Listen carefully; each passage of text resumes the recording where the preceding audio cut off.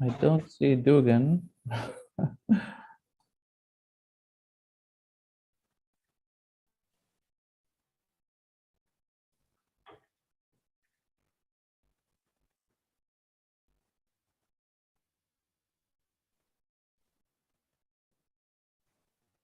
He's in Brussels, Joss, right? Isn't he? Yes, in fact, he is in the office. I could just walk over to his office. No. I'm just sending him a note. If he's not coming, then I will go to his office. I'm sure this is on his calendar.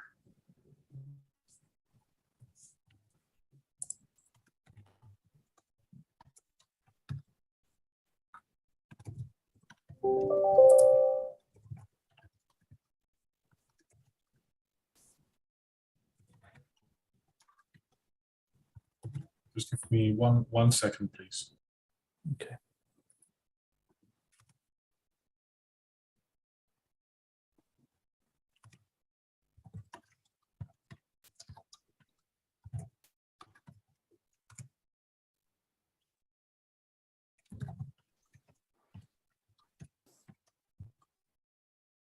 Okay, we can start. I see Dugan is with us.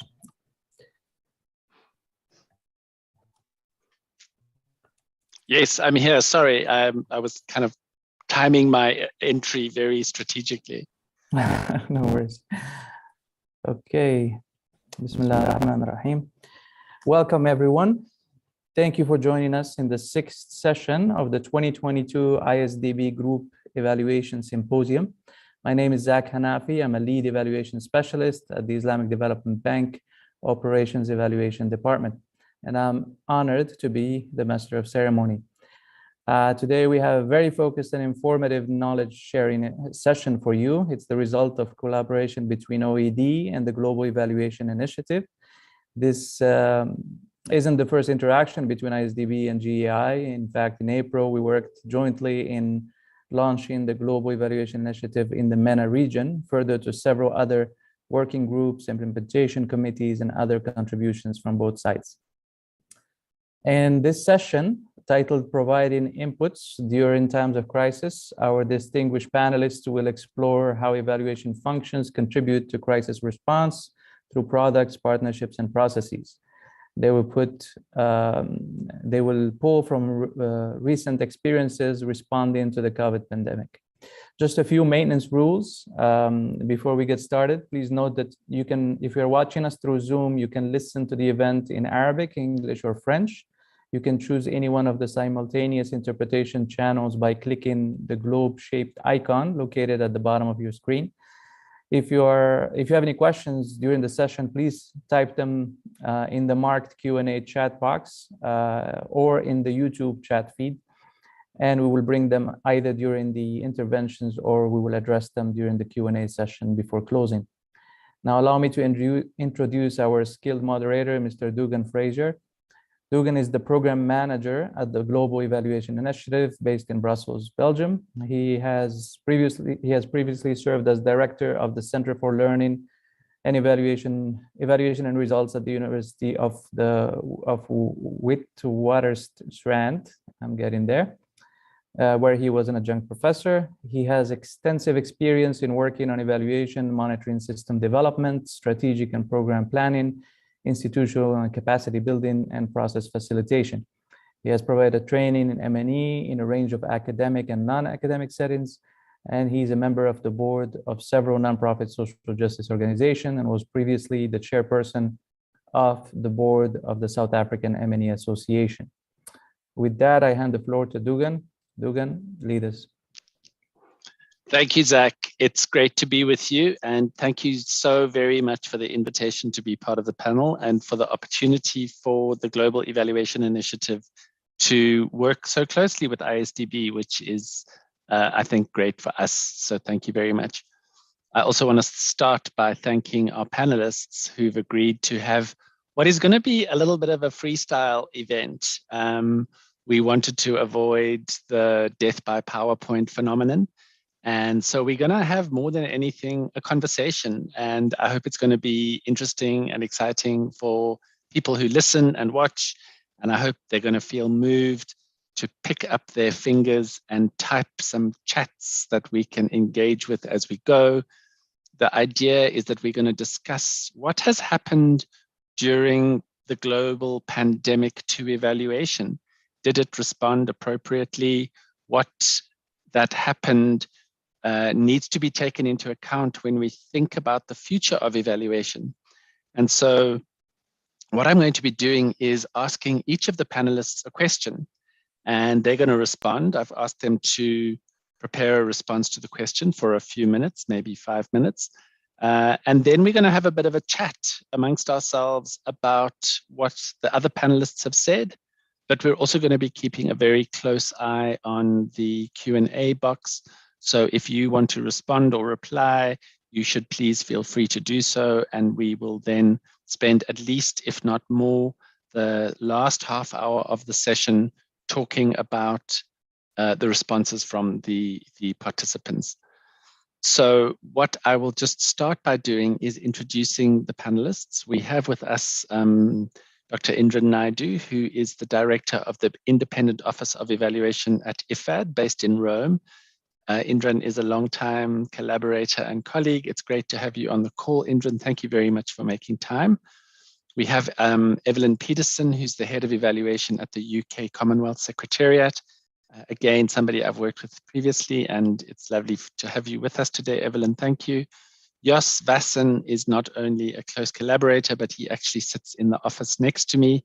He is in the independent evaluation group where he works as the lead on the methods team, but also supports the GEI in a whole range of different ways. And then we have the acting director of the ISDB's Operations Evaluation Department, Mr. Zahir Rabai.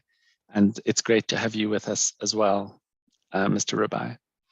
So let me jump straight into the first question, which I'm going to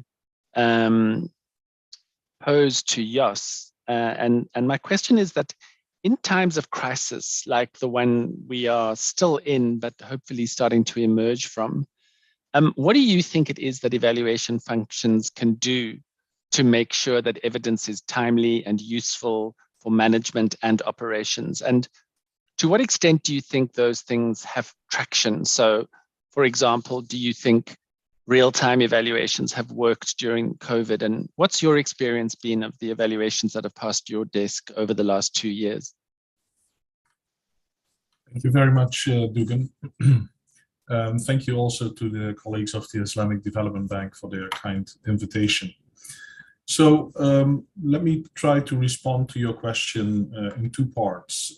So the first part, I will talk a little bit about the perspective of a multilateral institution such as the World Bank Group, and say a few things about how independent evaluation can provide useful inputs to the board or management in times of crisis, such as the COVID-19 pandemic. And there are a couple of things that we have been doing at IEG that we have done explicitly to enhance the relevance and timeliness of our evaluative evidence. So the first thing that we have been doing is to basically actually engage in assessing the design and early implementation of COVID-19 related interventions. So in this regard, IEG is conducting currently 2 broad evaluations of the bank group COVID-19 response. The first of these evaluations is assessing the relevance and quality of the World Bank Group's health and social response. And this basically covers 3 pillars that were set out in the World Bank Group COVID-19 crisis response paper. And these 3 pillars are saving lives, protecting the poor and vulnerable people, and strengthening policies and institutions. So that's one evaluative exercise. The second evaluative exercise focuses more on another pillar of that same paper and covers the domain of preserving jobs and ensuring more sustainable business growth and job creation. Now, in both these evaluations, we have used text analytics and machine learning to identify what is really the relevant portfolio of projects, and more specifically underlying interventions that relate to one of these 2 let's say themes, overall themes, one of these 2 evaluative exercises. And also we created a project dashboard which basically classifies the World Bank Group's pandemic response. And this is a dashboard that we also have validated with our operations counterparts.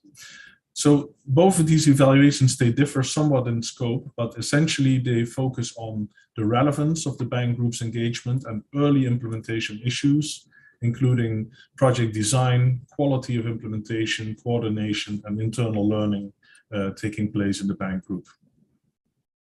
So that's one angle. The second angle is about including a COVID-19 perspective in other ongoing and new evaluations. As you may know, the pandemic did not only trigger new lending and new grants and advisory work from the bank and also from other institutions to support countries, but it also affected existing projects. So what we see is that across sectors and areas of work, many projects were reprogrammed and contingency funds were designated to meet the urgent needs of the pandemic response. So that is something also to take into account in any thematic or country program evaluation that we are conducting, because we are essentially confronted with a changing evaluate. So recent evaluations usually now dedicate a part of their assessment to analyzing the COVID-19 response dimension as part of the broader evaluative analysis. So that's the second aspect to try to enhance the timeliness and relevance of evaluative evidence. The final, let's say, mechanism is the use of evaluative synthesis, basically to extract lessons from past evaluations. And at IEG, we have invested quite a bit in the extraction of existing evaluative knowledge from IEG evaluations and also from other documentation, external policy literature, for example. And of course, lessons that would inform any aspect of the bank group's pandemic response. So among other things, we have produced knowledge notes, for example, on lessons learned from the Ebola emergency response. In addition, we have also conducted a number of evaluative synthesis exercises, for example, on the IDA, which is the International Development Association, crisis response window. So these are some of the things that IEG has been doing explicitly to make evidence available in a more timely way to inform operations management and the board. So that is, let's say, the IEG specific part, but I would also want to talk a little bit more about a more fundamental question. And the fundamental question I think that we should ask ourselves in this context is also, are independent evaluation functions, as they are defined in multilateral development banks or UN agencies, are they really equipped to provide timely and relevant evaluative analysis to inform starting and ongoing operations in times of crisis response?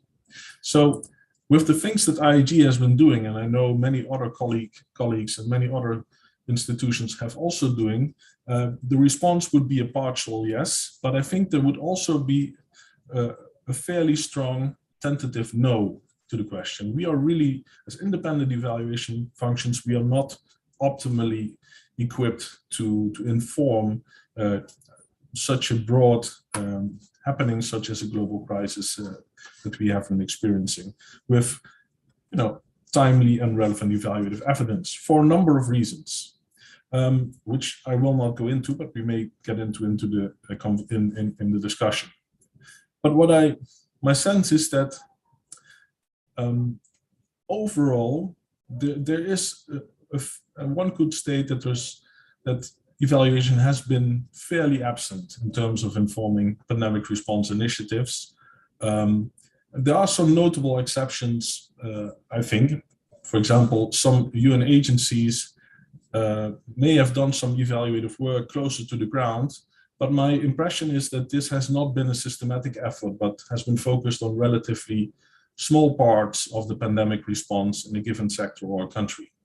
So in terms of a systematic, comprehensive effort, evaluative effort, covering, let's say, the national and international response to the pandemic, I think overall, the role of evaluation has been fairly limited. So more generally speaking, if and when evaluation plays a role, I think it would be more the embedded evaluation functions that are closer to operations that will be able to inform specific activities and projects, and much less so the overarching independent evaluation functions. Of course, at a higher strategic level, one can do a number of things, and I've tried to elucidate what these could be, but there are limitations to that. So what can we do to enhance potentially our influence? And I think there are multiple potential responses here, but I will just briefly touch upon two, very briefly. So first of all, I think the long-term response would be to continue with the mission of evaluation capacity development, especially in government institutions, and to ensure that there are lower level, closer to the ground, embedded evaluation functions, for example, in line ministries that have the mandate, capacity, and funding to conduct evaluative analysis. Now, evidently, this is not something that we can address in the short term. This is really a longer term mission that we should work on. Then one other potential solution, which is of completely different nature and which is much more short term, and again, this is not an exhaustive list, but just as an example, another solution is much more of a methodological nature. So I think evaluation functions anywhere, whether they are independent evaluation functions at a higher level of a multilateral institution or in a government, I think we could benefit from taking better advantage of using existing data more systematically for timely and relevant information provision to decision makers. And I briefly provide three examples to conclude my first intervention. So first, one option would be to really focus on evaluative synthesis. This is something that I talked about before, but we can do much better in identifying, classifying, and analyzing existing information, lessons learned, that help us inform what to do in the current crisis. Second, more broadly, we can use data science techniques, text analytics, and machine learning to systematically mine documentation, project documentation, to extract relevant knowledge from past project documents to inform current interventions. And finally, we can also use media analysis to understand public sentiment and potentially, partially, the effects of particular interventions as they manifest themselves among particular population groups by using a number of techniques. We can do social media analysis, and there are protocols and techniques for that, or we can also cover classic media analysis. And again, there are comprehensive platforms that allow for doing such analysis more systematically, also using text mining techniques.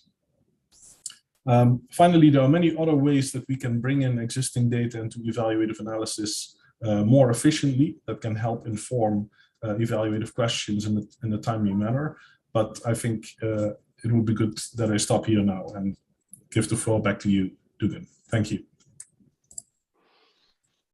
Wow, yes, that was fascinating. I think especially your answer to the question, independent evaluation officers well equipped to respond to crises? I think a partial yes, but a tentative no is a very interesting way to frame it. And I'm looking forward to hearing what not only the participants, but also your fellow panelists think. I'm going to turn to Evelyn, and I'm going to find out what Evelyn thinks in relation to the question of how evaluations function in terms of engaging with management to facilitate the use of evidence in their programmatic decision making. Given what you've seen over the COVID period, do you think there's going to be deeper engagement with management in the future, so that management plays more of a role in drawing on evaluative evidence to design interventions, make sure that results frameworks are measuring the right things? And how do you see all of this, Evelyn? Over to you. Thanks, Jürgen. And just listening to Jos, I feel like, yeah, you know, when you're hearing similar challenges that you're dealing with, you know, and it's coming from the World Bank, that means that, yeah, we are in the right place, you know. So So definitely, so I'm coming in from a perspective where our evaluation function is actually not independent, and so there is the independent function, and then there is the one which is not independent, and it would be interesting to see how the two, two perspectives come in. So ours is not independent. We basically report to management internally, and the function was very much put together more from an accountability perspective. So the transition from accountability to lesson to learning, is something that is becoming much more interesting. And as we begin to focus on the utilization of evaluation.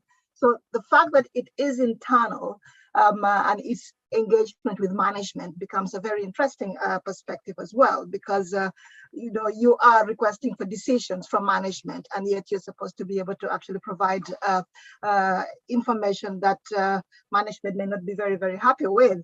So that's a challenge that, of course, you all know as experts in evaluation, if the function is not independent. But then we've been working on how do we actually harness that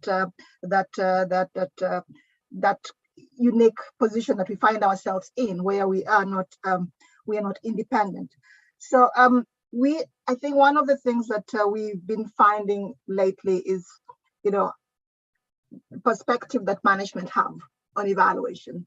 Where do they think evaluation function actually responds to their needs? So management at the moment we're not thinking of evaluation as enablers of their function for decision making and all that. But this has changed very, very drastically. I think the pandemic has really been a very useful process for the Secretariat in this particular context, where we were in a pandemic, we're in a strategic planning cycle, and as a result, all of a sudden, the very, very hard decisions needed to be made, and everybody's looking for information. And this is the point where you begin to scramble through to find where is evaluation function in this, where is evaluation, what evidence do you have, because right now we need somebody who can tell us what to do. We need somebody who can give us information of where we can be able to go. And so that was a point where it became interesting, because evaluation was put on the spot, and we do not have evidence in terms of what is happening now as in relation to a crisis, because we are always looking backwards, in terms of where we've been and where, we're talking about issues of the past, and they're saying we need to make very hard, bold decisions now. We need to make decisions on what we need to cut down because we have limited resources. We need to make decisions on where we need to prioritize and so give us evidence. And so at that particular point, this is where evaluation was challenged completely, because we looked and we pulled together. If there is a time when evaluation was put on the spot where we had to find evidence across all our work, we did synthesis reports, we did all sorts of bits and pieces of information to communicate. But then we realized that it completely falls short of the challenge that was right in front of us, because the challenge is looking at the big issues. This is COVID. This is COVID. We've not been in COVID before, and we have no evidence around that. Climate change, So all our evaluations that we have done completely began to come short of where we were or where we are as an organization. So that's been a very, very big challenge, where how is evaluation function, engaging with management? Because now management, finally, they're asking, tell us now. So otherwise, what's your relevance? As a function within the organization. So this is what is beginning to get us to think, step back and say, okay, what do you want to know and how can we provide it? But then can we provide it to you in time? And this is a bigger challenge than we even thought. So what has happened is we began to realize that the speed at which management requires information is now, not yesterday, because they're treading the waters every single moment. They're making decisions with evidence or without evidence. They still have to make decisions. So they are moving on. They need to make bold and difficult decisions, and they don't have that information. So if they don't have it, they will still be able to make it anyway. So the timeliness is a key issue for management. And then, their need may not be as defined even to themselves, at a time when they need it. And so they may not be able to communicate it. So that's a challenge that management is coming with, and they're putting on the table for evaluation. Evaluation on the other side is we are looking at, we need to be strategic to respond to that, but then strategic based on what evidence, evidence of the past, how do we synthesize that information to make sure that it responds to the now problem? How do we provide speedy supply of evidence, at a time when it is needed, at the spot when it's needed? So because decisions are happening all the time. So I think that has become the big challenge. So in the whole pandemic process, I just felt that there was a lot of noise, a lot of information. So many things were going on. So how do we begin to quiet that? How do we begin to focus that engagement and make sure that engagement actually becomes much more systematic and focused, and we, in evaluations, feel like we can be able to respond? I think we need to work more closely with management. One of the things that we've done is we had a good evaluation plan, that was put in place. Right now, we had to go back and step back on that evaluation plan and just think about it, because that plan was designed at a time when we are thinking of, okay, where are the evidence gaps? What have we done in the past, and what do we still need to do, as opposed to what do management need now, or what will they be needing in the next, year, and then begin to actually unpack our evaluation plan. So it means that we've got to go back and do the scoping with management. And so we've actually got back with our evaluation plan, which has already been approved, back to management to say, let's have a conversation around this plan and see what we can be able to deliver and within the time. And we've also found that we need to have better ways, much less technical ways of communicating evaluation with management. So that has been a big challenge, because we come in with a lot of methodologies, a lot of all this information, and management is like, what are you talking about? So it's passing over their head. So we've got to find better ways. And again, I pick on what Joss was talking about, the issue of constant flow of quality and reliable evidence that is coming from synthesis. So we have got to begin to rethink even on how we are doing evaluations, and look at how do we ensure that there's an engine, an evaluative engine in-house that is churning out information, synthesizing and pulling out at specific points in time, so that when it's needed, it is there. And so emerging findings are coming right to management at the time. And we've also found out that management do not want surprises. So how do we make sure that we, in the process of synthesizing that information, we are, alerting management and engaging with them through and through. And we need to think about better ways of collaborating with management, because it looks like contention, it's just like evaluation function is not serving management, but it is much more putting management to account.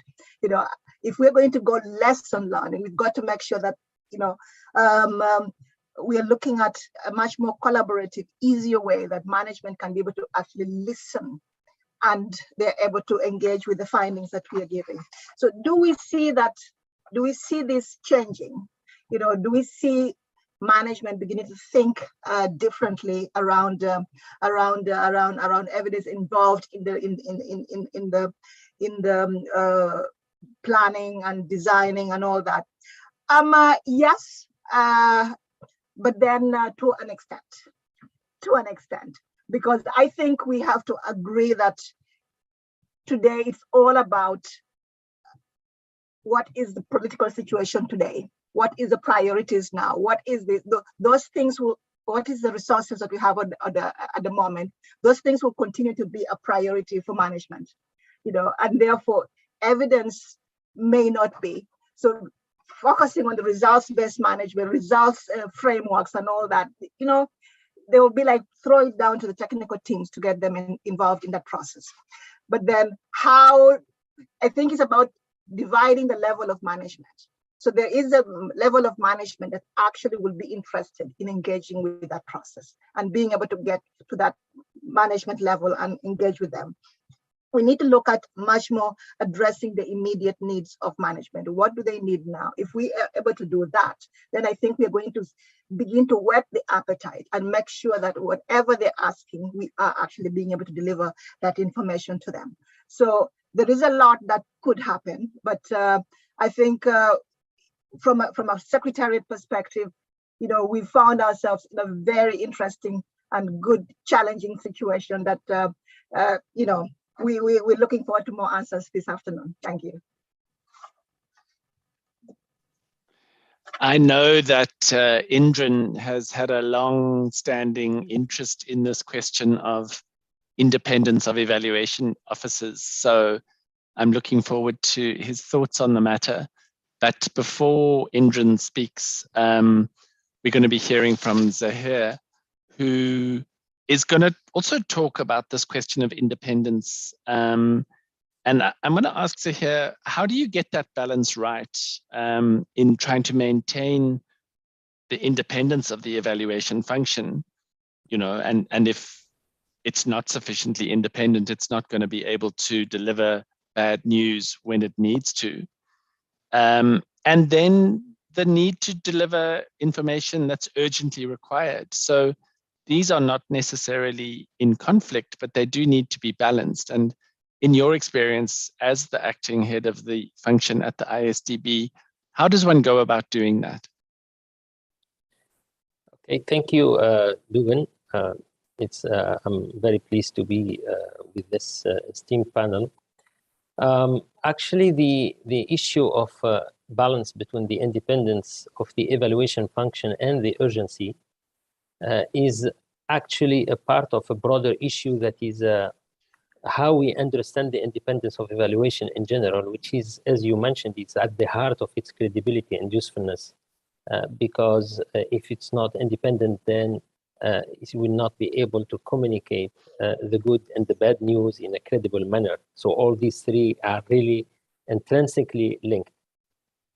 However, the issue of independence becomes more complicated and more challenging also in times of urgency, in times of emergency, because the evaluators in the rush tend to cross the boundaries set in ordinary situations, and that's out of genuine intent and honest commitment to contribute to responding to the crisis. And we know in situations when we have crisis, we tend to look how we get fast to the results. So the effectiveness of the intervention is of utmost importance, if not the most important consideration. So the question then becomes, how close can the evaluation get to the decision-making process, or to what extent the evaluation can engage with the operations without compromising that independence that is very dear to the evaluation function.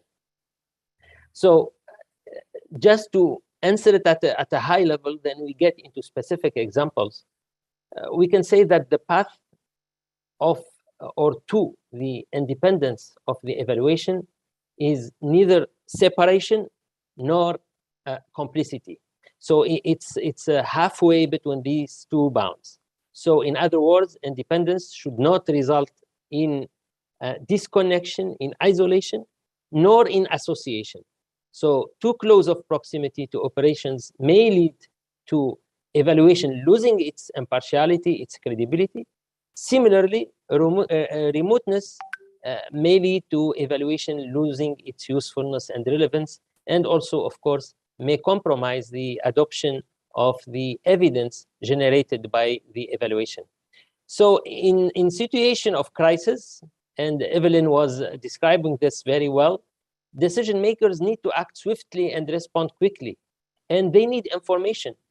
The information that is on hand, usually it's imperfect, and they have to cope with a lot of uncertainty and ambiguity, and they look for anyone who can help them with some information. So the institutions rely on the knowledge that is gained from the experience and lessons gained from past crises and emergencies. And that makes the evidence coming from evaluation more and more important, and the role of evaluation very critical. So during these times of urgency, evaluations will usually work very closely with operations to respond to those needs. And that closeness and that connectedness should never, in reality, turn into intimacy and complicity. There is a risk when evaluation is carried away by the desire to contribute to the resolution of the situation of the crisis, and evaluation may get involved in the design of the response and during that particular engagement. So the question is, so how or where do we draw the line? The simple answer is evaluation should never get involved in the decision making. But what does constitute an involvement in the decision making? Evaluation can and should actually provide information that is useful and reliable, share best practices, synthesize lessons from similar crises and similar programs, make recommendations, gather the robust evidence about how, where, and why or why not some interventions were effective and achieved results. All of that is possible. And there are many ways that evaluation can fulfill its role during the crisis situation. Conducting real-time evaluations and rapid assessments, and we heard examples in the World Bank about that. In the Islamic Development Bank as well. We can discuss them more in details later. Undertaking evaluability assessment and supporting evaluability frameworks, advising on results frameworks and results-based management, facilitating discussions on theories of change, capacity building of self-evaluation, supporting monitoring systems. But evaluation should not be involved in policy setting, and also should not be involved in programming, in designing, implementing, or managing the response. Because by doing so, the evaluation gains a stake in the interventions, and consequently, conflicts of interest arise as evaluators may potentially, down the road, evaluate actions in which they took part. Hence, the evaluation loses its impartiality and its status as a credible source of knowledge. So to summarize, I think on one hand, evaluation should not be understood as a total disengagement and should not be viewed as a value on its own or an end in itself, because that diminishes the institutional learning, that diminishes the cross-fertilization that is necessary. And of course, with time, evaluation will increasingly be out of touch. But rather, evaluation should connect, but connect in a very effective manner to operations while maintaining that an arm's length from the decision making, because providing adequate and timely and useful input into the crisis requires deep understanding of the context of the response. And that cannot happen and cannot be gained if we don't have this engagement with the operations. So that's probably sound easy to say, but I know this is not an easy task, and maintaining this balance I just described is a real challenge, and definitely it's easier said than done, especially when evaluators are engaged in a buzz of activity with operations during the crisis. So this is, I think, at a high level, how to strike this balance, but definitely through the examples that we heard earlier from the World Bank and other examples coming from Evelyn and maybe the Islamic Development Bank, if I get the opportunity to shed the light on those, I think we can provide some examples on how to strike this balance, and how we can be useful to the decision making without compromising our independence. Thank you very much. So interesting, and I'm looking forward to the opportunity to talk a bit more about your position, because it's super. I think you're staking out a very clear stance that's worth engaging on. And Indran, I know you're kind of super well placed for this conversation and the question that I'm about to ask you in particular, because I know that you did quite a lot of reviews of evaluation reports. I think in what we might think of as the first phase of COVID, kind of, that first year. But as we kind of tackle the job of recovering from COVID-19, and I say that knowing that some places are not even in the recovery phase yet, they're still really struggling. Some countries have had more experience handling disasters and epidemics than others. What, as far as you know, are some examples of successful regional approaches where knowledge and capacities, either from COVID or from other disaster situations, were applied to address the pandemic? And obviously, I'm asking the question with a view to how do we take that experience on board when we think about the future of evaluation? Good afternoon, everyone. Thank you, Dugan, and greetings to the colleagues online. It is a complex question, and there's many pieces to it, and it depends where you stand and what you provide. I agree with the inputs of the previous presenters. In some way or the other, they've addressed the key issue, which is really a challenge. And a few questions that I'd like to put on the table before getting to the substance of my response is, firstly, independent evaluation has a very particular definition. It's about making a judgment about a program on its worth. And on the basis of that, we make recommendations to move forward.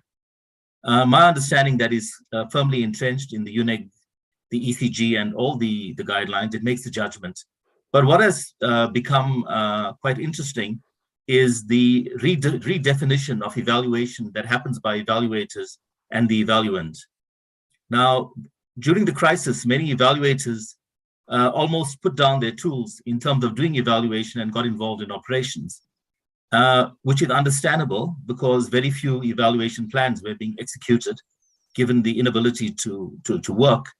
The question is, will they be able to get back to passing judgment? And the second question is, the primary client of independent evaluation remains the board. Has that client changed? To my knowledge, it has not. So even in a crisis, we need to provide judgment on the intervention and whether it's worked or not.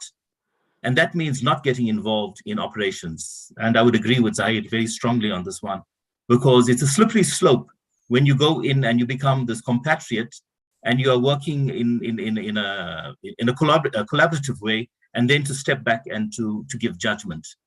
Having said that, there's two further points that I'd like to make. One, during the heart of the crisis, the UN produced what's called UN Socio-Economic Response Plans and Impact Assessments. Over 150 of these were done around the world.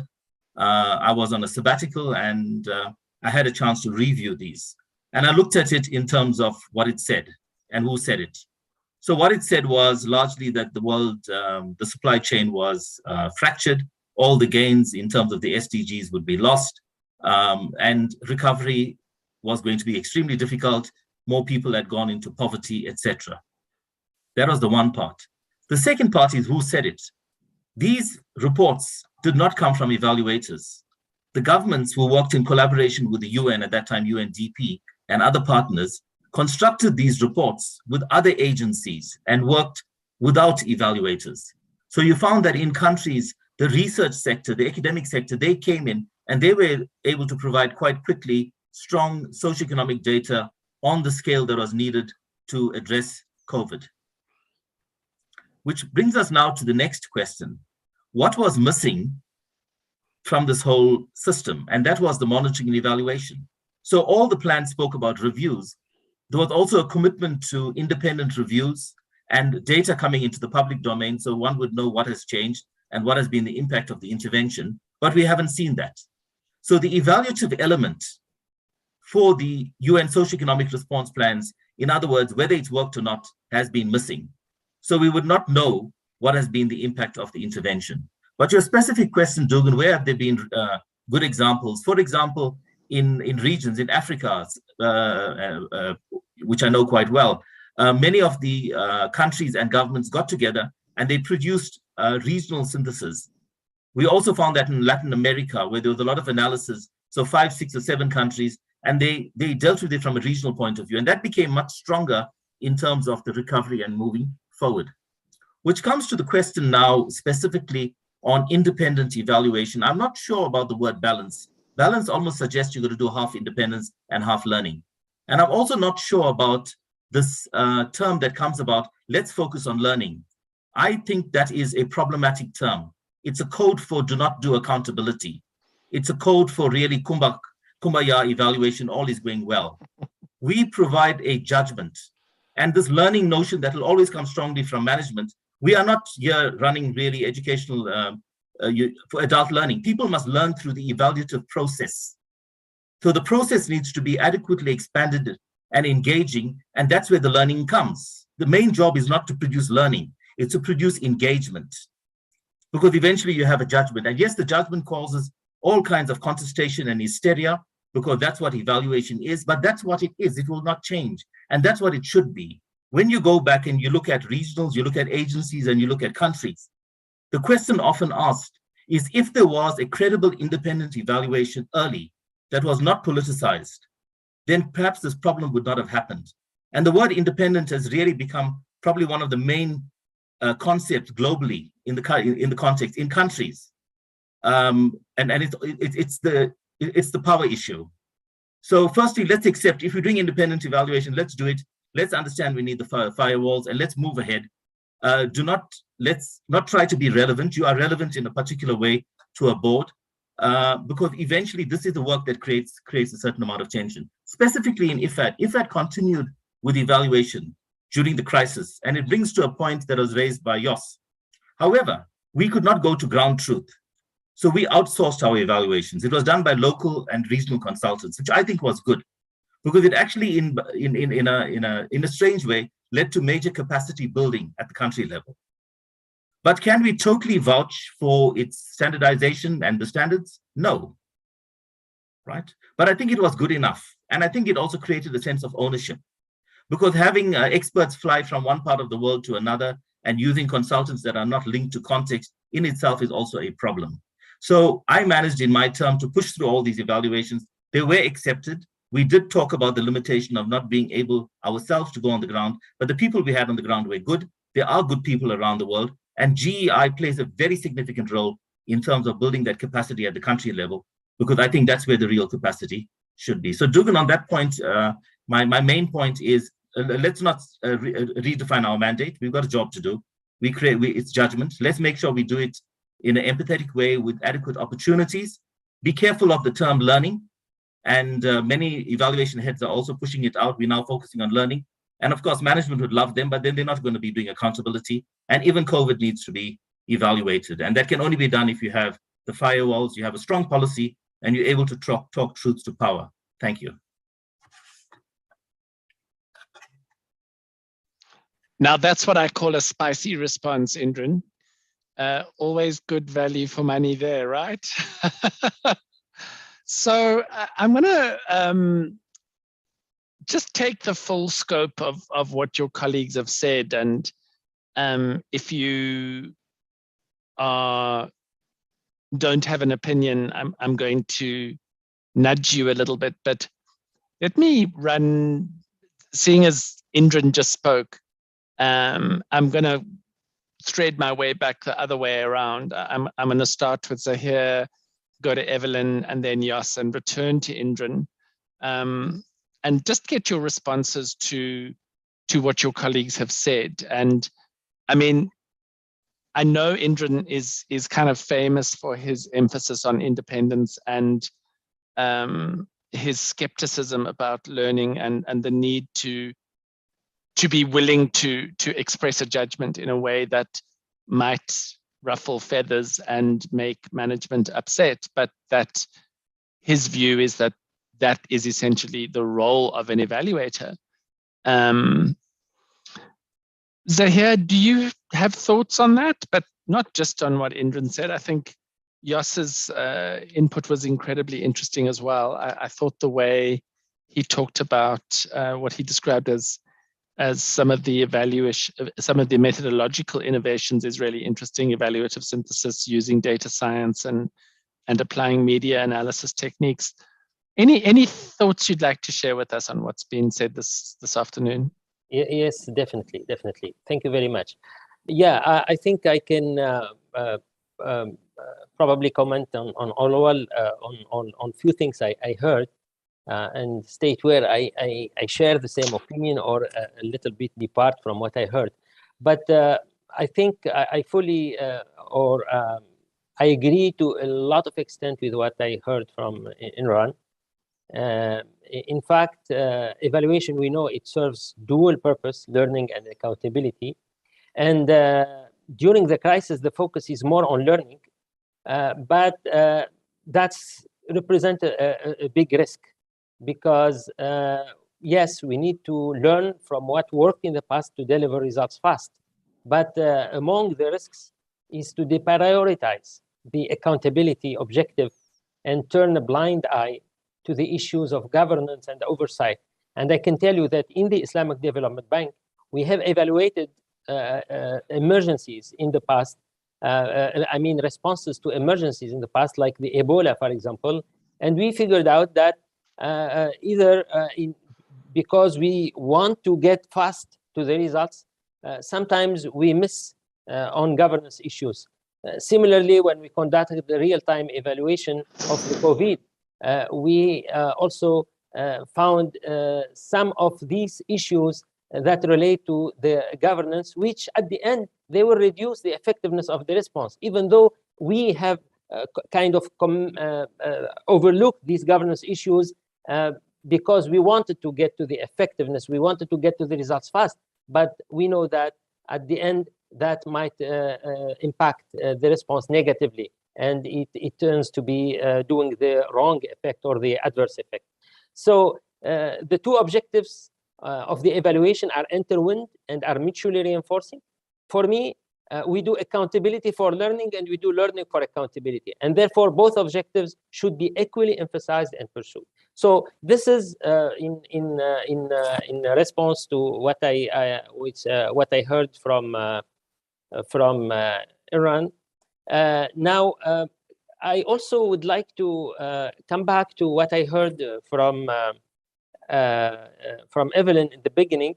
I would say, you know, there is a proverb in Arabic that says رُبَّ ضارَةٍ نافعة. So it might be, how do I say it in English, is a blessing in disguise. And I think that's the case for COVID as well. So I can claim that similar to the technology and to the online businesses that benefited from the pandemic economy, I think evaluation has also benefited from the crisis, and it benefited to improve its visibility and its relevance. So COVID-19, and I'm talking from the experience, our experience at the Islamic Development Bank. For us, COVID-19 represented a unique opportunity, first, to demonstrate the value of the evaluation and consequently promote the culture of evaluation.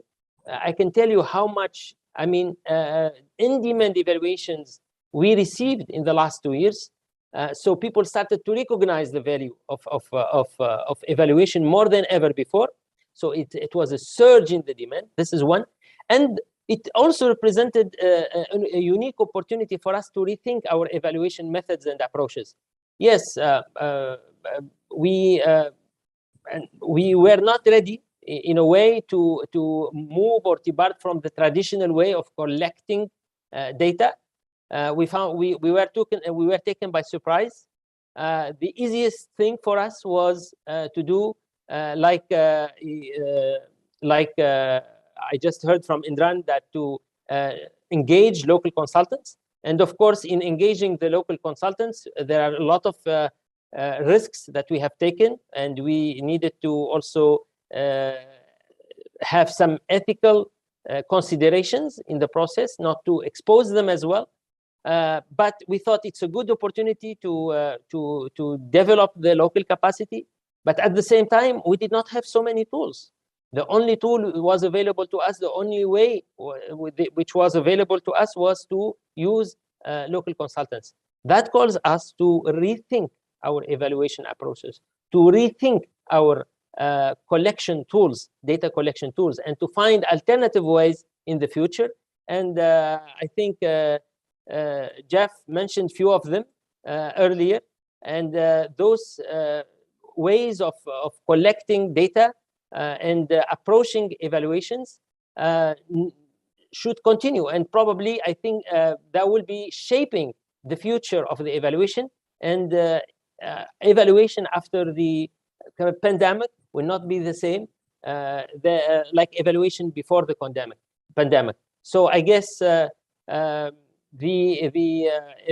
pandemic represented a unique opportunity, and we will continue, at least from the perspective of the Islamic Development Bank, to review our approaches and to update our data, I would say, toolbox, and get at par. So when we are faced in the future with similar circumstances, and not only when are faced with similar circumstances, but we will pilot these tools also to become part of our normal and regular approaches and toolbox. Thank you.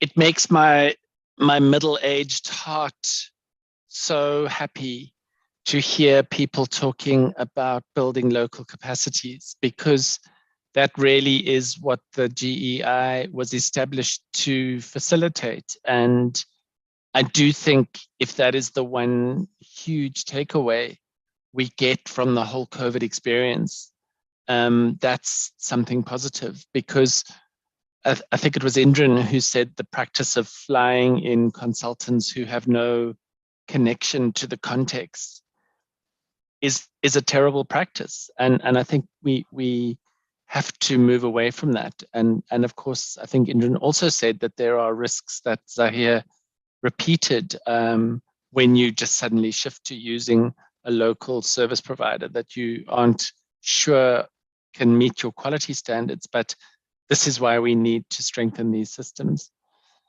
Evelyn, what are your thoughts? I mean, I noted with interest that you started by saying your function is not independent. It is, I think Yos used the term to describe it as embedded.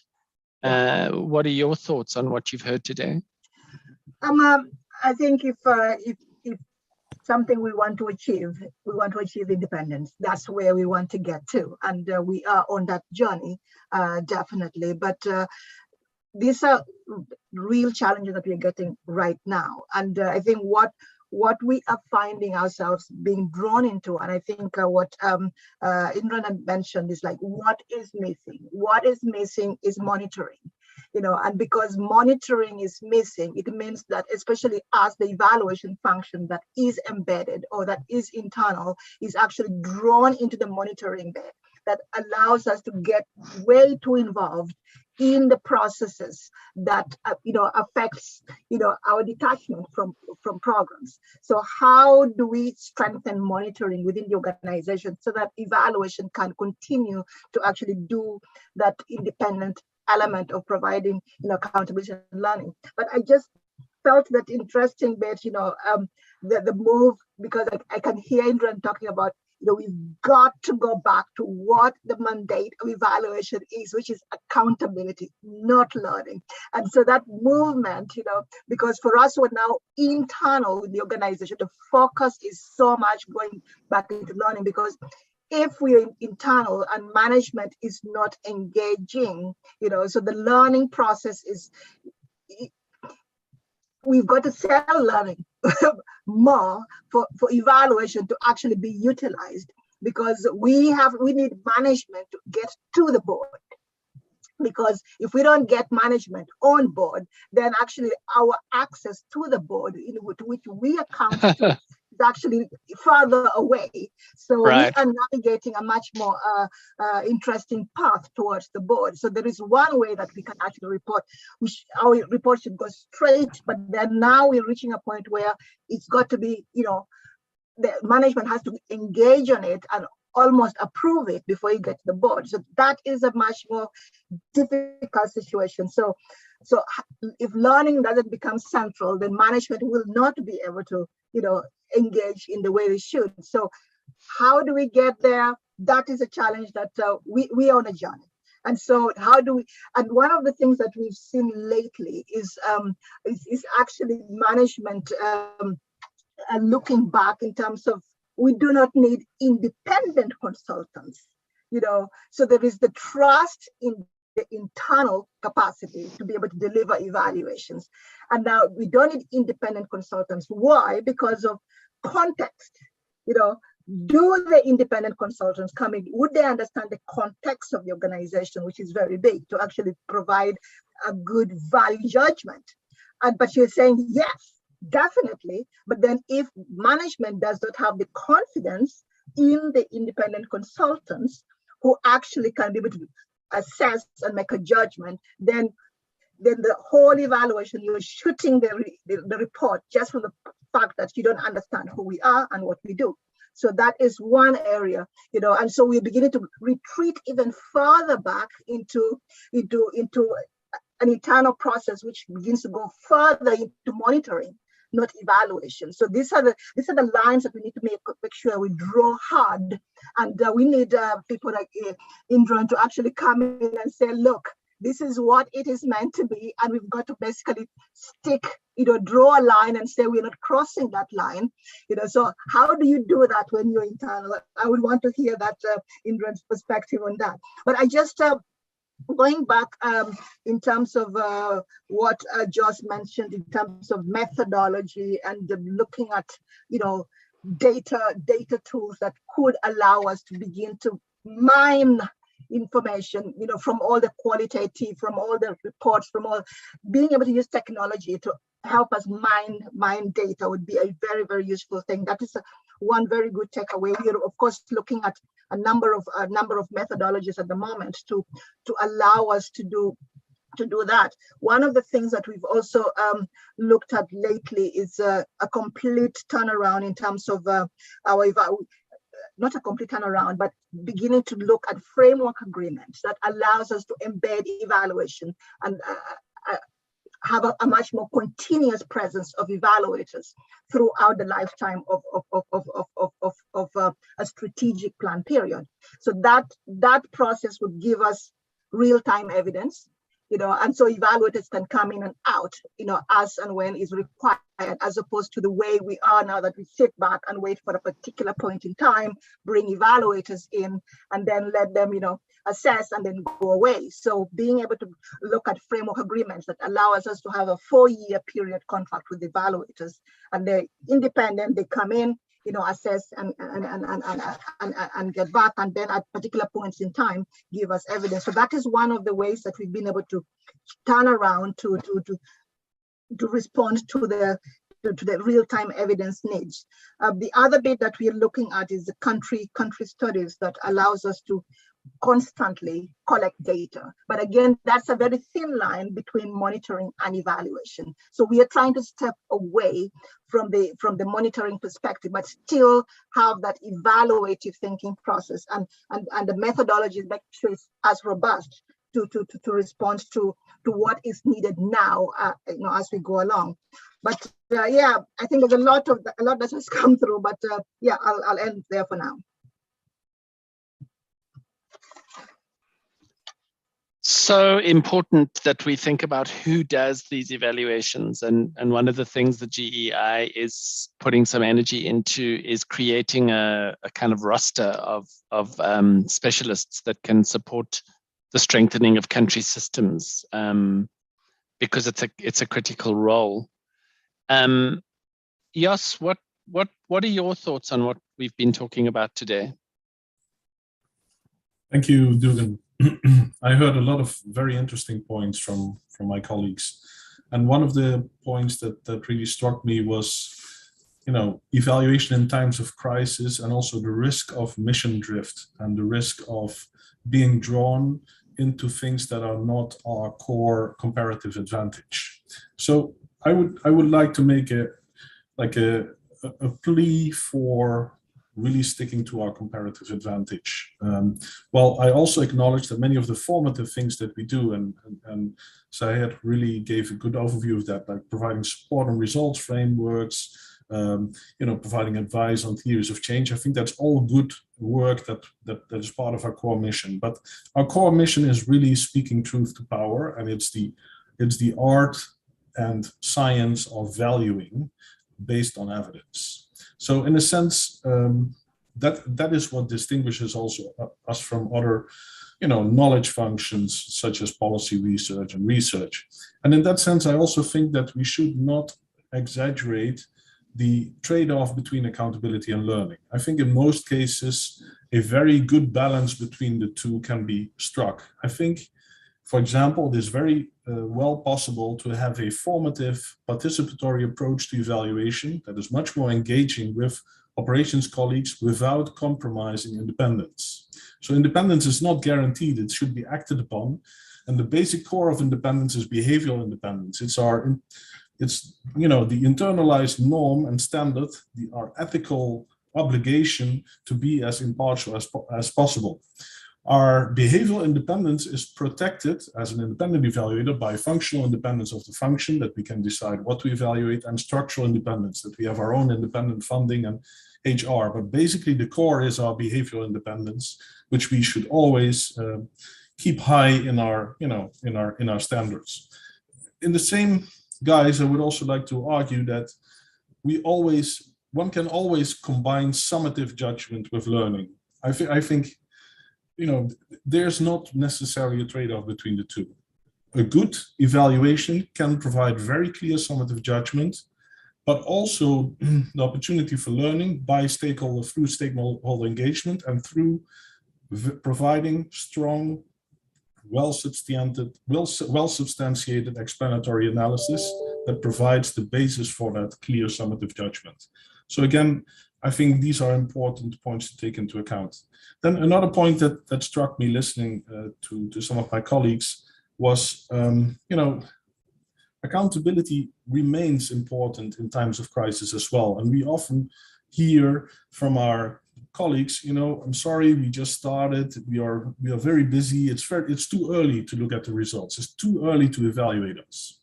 And of course, as an evaluator, one would argue, yes, it's too early to evaluate the results, but that does not mean that we cannot pass summative judgment from the perspective of, efficient and effective use of funds, etc., on many aspects of what is happening in operations. We can pass summative judgment on, the quality of project design, on the relevance of the engagement, on the coordination issues that are part of the implementation of a particular engagement.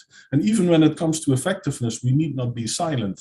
It is not as if every intervention is new under the sun. It's not completely unique. I mean, if we put in place a social protection program, it's not that we cannot learn from all the hundreds of other social protection schemes that have been implemented elsewhere. So we can say something about the quality of reasoning and the quality of the assumptions made, whether or not a particular intervention in a particular context is likely to make a difference. So I think we should be always, listening to operations colleagues in terms of what is relevant, and we should take into account when evaluative evidence is really helpful for them, but also be safeguarding the independence of being able to say we need to evaluate particular aspects regarding the merit and worth of a particular intervention around design, implementation, and the potential for success, because this is just an important strategic issue.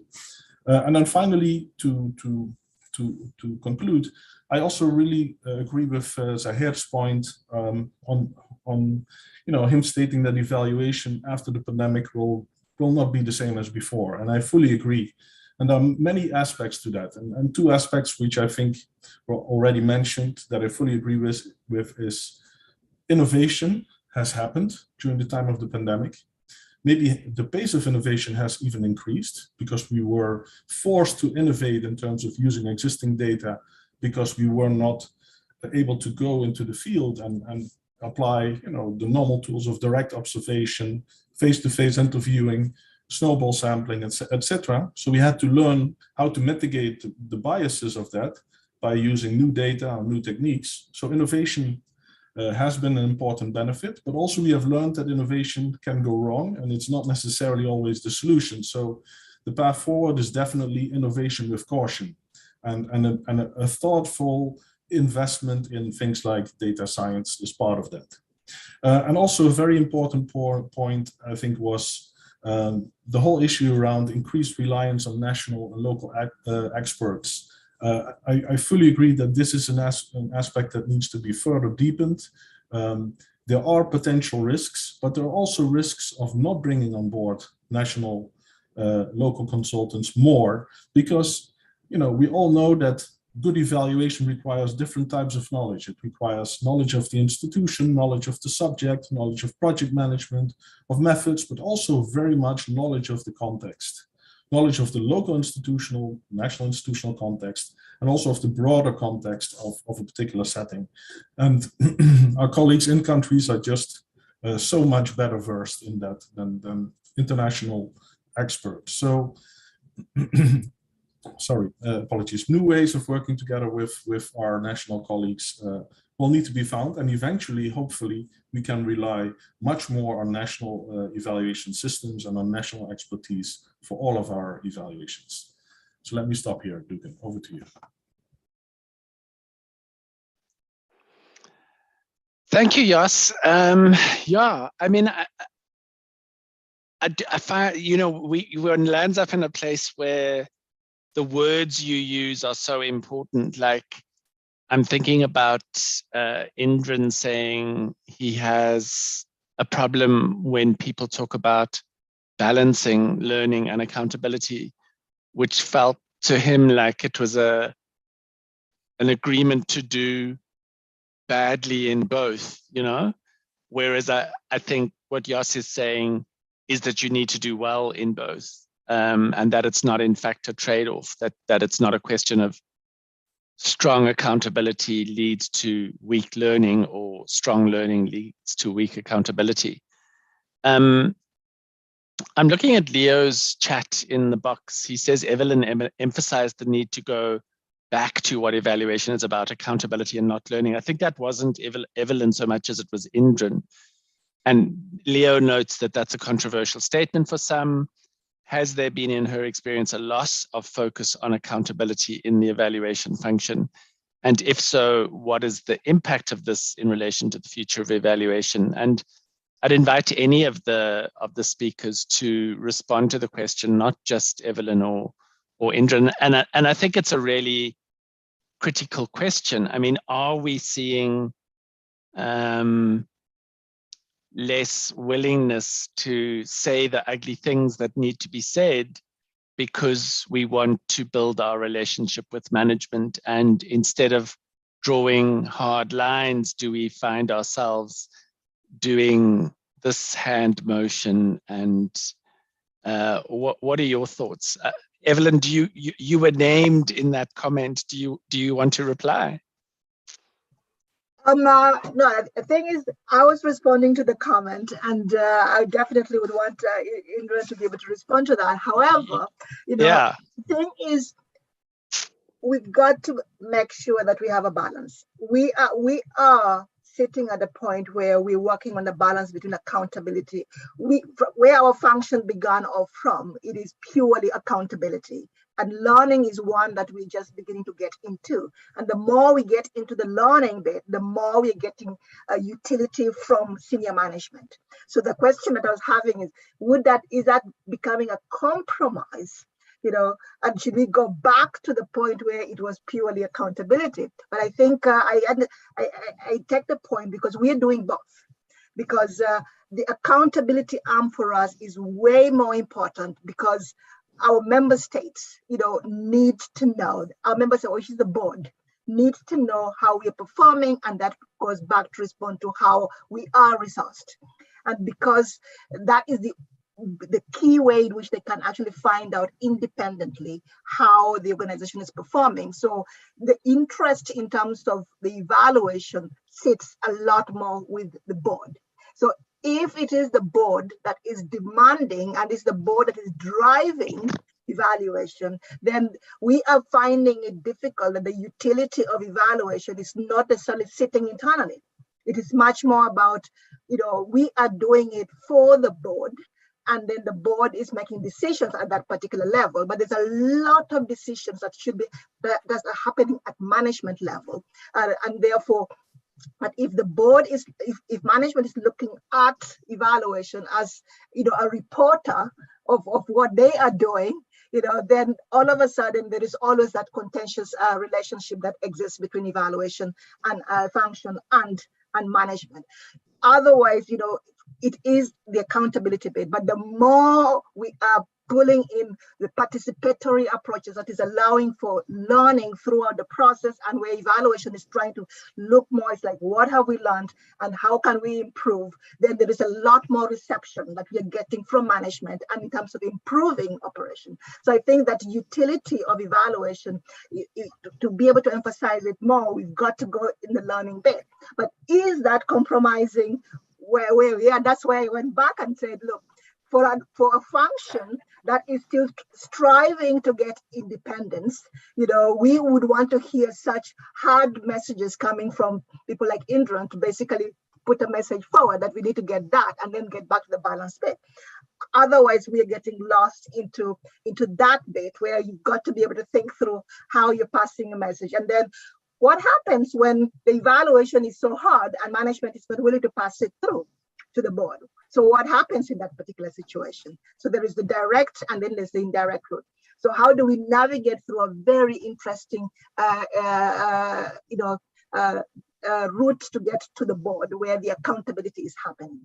So there is a lot to be learned here. But yes, I feel that we've got to make sure that the balance between accountability and learning is done. Because if we're going utilization focused, then there is a lot more interest in taking in information when the focus is learning. But if it's about accountability, how has it worked and all that, it is almost in the end. And therefore the board are not necessarily going to be able to, apart from releasing the resources that they need to release for the organization, and asking the hard questions to management for accountability, that evaluation is going to sit at a level where it's not being utilized as it should. And so, and then whoever is being pushed to make decisions, they're going about it grudgingly. So how do you work on, that balance? Yeah, but I'll push it back to Adrian.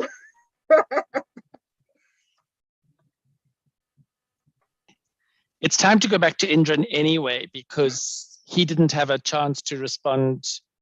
But Indran, I also want to kind of throw a cat amongst the pigeons a bit, because we're talking about a context which is valid in the development banks, where there is quite a clear distinction between management and the board. But that's not always the case. I mean, you remember working in land reform and running a big evaluation program there, and your audience was both management and the board. I mean, governance was not separated from leadership and management. So, drawing this kind of very strict distinction between whether you're serving the governance structure or whether you're serving the management body may work in a bank, but it doesn't necessarily work in other kinds of institutions. No, it's definitely a challenge, and I've been in a sort of lucky space. But even getting the independence entrenched at UNDP, which was the UN agency, was not easy. It took years and eventually to get the policy closer to the banks. But where it is now, it does lead to credibility. And in terms of the independence, that's the judgment element. We need to do, I agree with Jos and I agree with Evelyn, we need to do evaluation in a way that is very participatory and engaging, which is what I did in my last post and we're doing currently right now. That's where the learning comes through. So even when you reach the end and you're making the judgment, they may not be happy, but they would have been included. If it's going to be purely punitive and you come in and there's no engagement, then you're going to get the hostility and the pushback. But having said that, it's difficult to build up the rapport even in a fully independent function. One of the ways to do so is expand the evaluative process, speak more, engage more, and that's a way we can you can sort of build up the relationship. So even when you pass judgment, it's not viewed as so punitive. Having said that, our business causes good trouble. We make people upset. We pass judgment, and the management would not like judgment being passed on them. And there's many ways in which they try to prevent it. They prevent an independent policy in many places. They reduce the budget. In many offices, they even decide on who the staff are going to be, right? They intimidate the director. That's the normal behavior. Accept it. It goes with the turf. And it also means being very strong and having, to move ahead, but having a strong board that affirms it does make a difference. And, where you are, Evelyn, at the point, it really should move to being fully independent. It can't serve two masters. And yes, management's going to find all the arguments. They'll spend all the time doing so because they don't want to be judged. But the bottom line is they use taxpayers' money. The point that I've actually mentioned in previous iterations, when we got the policy through. I like the point on national consultants. The whole National Evaluation Capacity series of UNGP was based on building national capacity. And the reason for that is that's where the action is. And using national consultants, national capacities, does not undermine the evaluations. In fact, it enhances it. There's a lot of skill there because they would also be working within the norms and standards of evaluation. I just gave a talk 2 weeks ago at the African Evaluation Association, and they had moved a long way in terms of building up capacity on the continent. I also mentioned in that discussion, and Dugan, you know the time I'm talking about, 2004, December, at the third Africa conference, when Suri Gariba mentioned evaluation should really move the continent from Afro-pessimism to Afro-optimism. But evaluation also shows that there is knowledge, on the continent. And Prof. Sangweni at the time mentioned, if there was strong independent evaluation, you wouldn't have had so much of loss of donor funds. But a key message that also came up is that there is a great amount of vibrancy across the globe. And as you know, I hold quite strong views of the flying in of the so-called international experts who come in on a short term, don't engage and write these reports. That goes against the Paris Agreement. That goes against everything we do. And the reason why the National Evaluation Capacity series was so successful it was getting national actors to talk to national actors and train themselves. That's all it was. And it was just a facilitated, coordinated. And now the GEI is coming in. I think it's great. I'm very optimistic about the future. It takes time, and don't be despondent, Evelyn and others, on getting the independence. And even when you get the independence, don't think that you will be totally comfortable. There'll always be pushback that goes with the tough. You're dealing with human beings who are in quite high positions, and they take unkindly to any judgment because the judgment does have ramifications on their own personal and future mobility, right? But it goes with the tough. And if you, in these jobs, you got to hold the line on that part, right? And make the call, because your own credibility is really at stake. But I'll stop on that. I'm optimistic about the future, Dugan. Thank you. I think that optimism is a revolutionary act in these troubled times, and I strongly support it. But I think that we need to back it up with actions. And I think one of the big diversions of the last 10 years in the evaluation space has been how much energy we've put into the professionalization conversation when we should be talking about professionalism, right? Like, we need to be better evaluators, and we know that that's a very comprehensive challenge. We don't necessarily need to grow evaluation as a profession, maybe, but maybe not. But I think we know that good evaluation that is, and I loved your expression, Indran, participatory and engaging is good evaluation. And when you do good evaluation, I think learning happens and people are held accountable. We deliver on our comparative advantage, which Jos described as speaking truth to power and exercising the art of valuing based on evidence, which I think are all really, really important elements of the conversation. We've got a couple of minutes left. The audience has been relatively quiet, but I'm sure that's because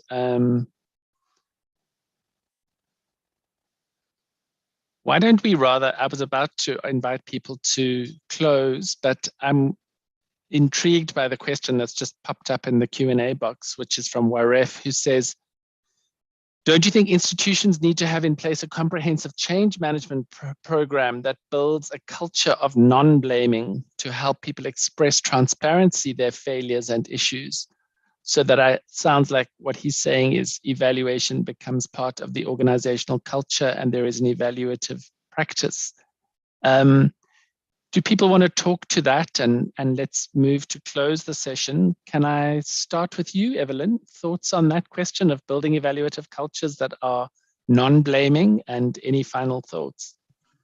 Yeah, definitely. I think that's where we need, and of course, if the evaluation is focused around learning, and if the objectives from the beginning, there is learning built in it, it means that there is a level of transparency that people will be willing to actually admit to what's not working and be able to ask, say, how can we make it work? And so that engagement process during the evaluation process would be much more open and transparent, and so that throughout the evaluation, the report is almost something that nobody's even looking at, because the process itself, there has been a lot of learning and a lot of transparency that has happened through it.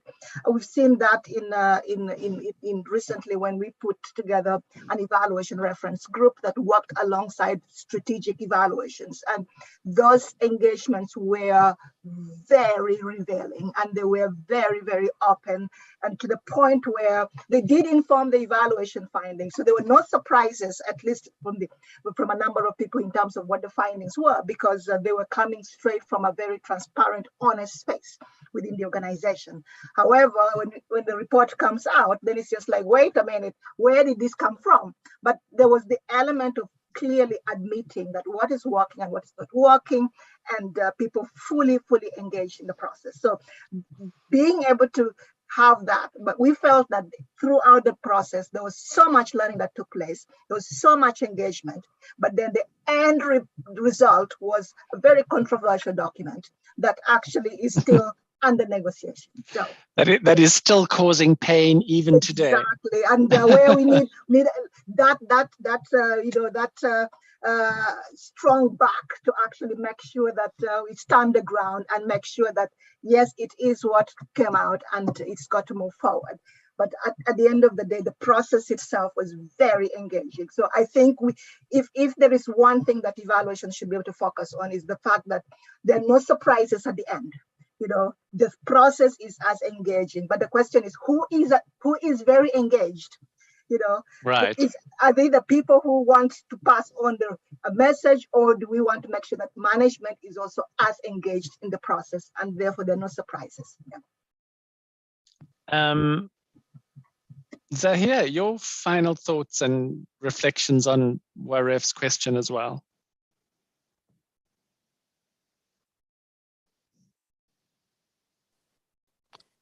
Thank you. Okay, couple of minutes, I guess we need we have on hand. Definitely, I think earlier I was speaking about accountability for learning and learning for accountability, and how they are both mutually reinforcing, and definitely that's in replacement of the accountability for blaming, if I may say.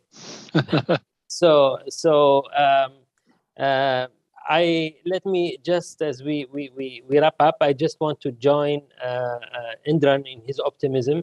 As I said, at least going from my particular context, I have seen that evaluation has gained a lot of momentum in the last 2 years, and that's a call for us actually to, as I said, to get out of our comfort zone and to rethink the way we are doing, and to better equip ourselves,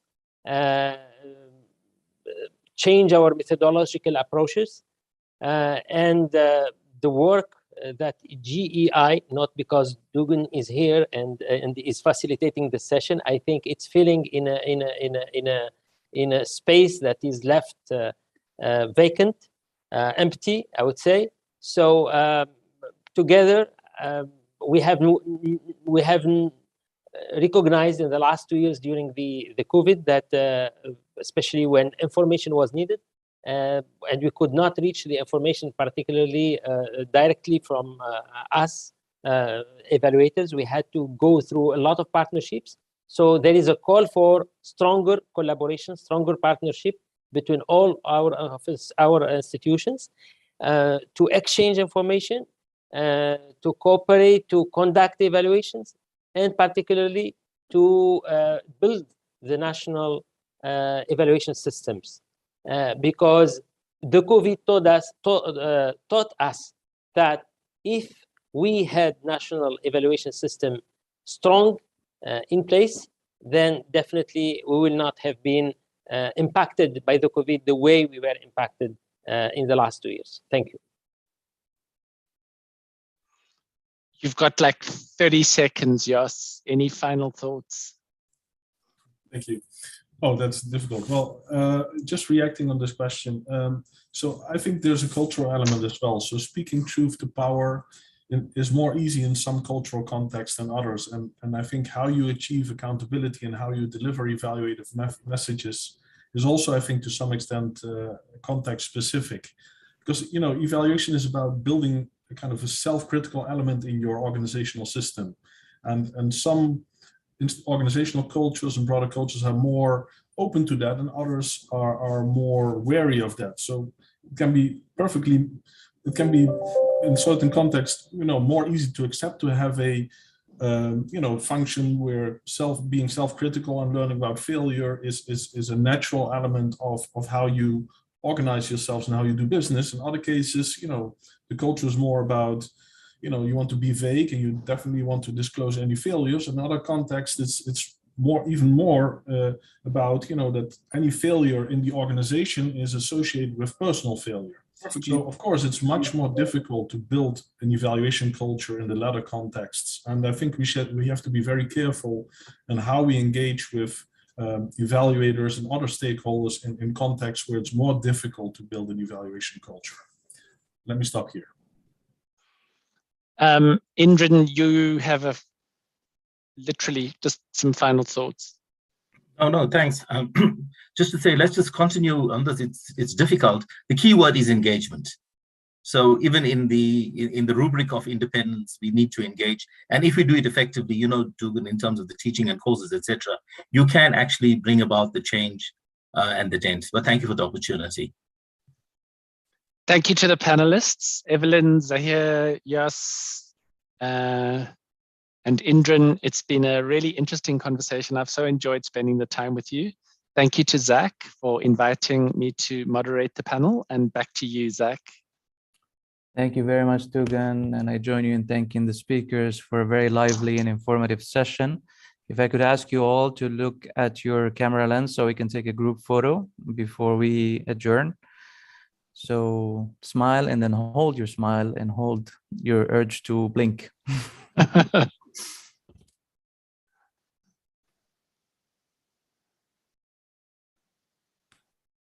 All right.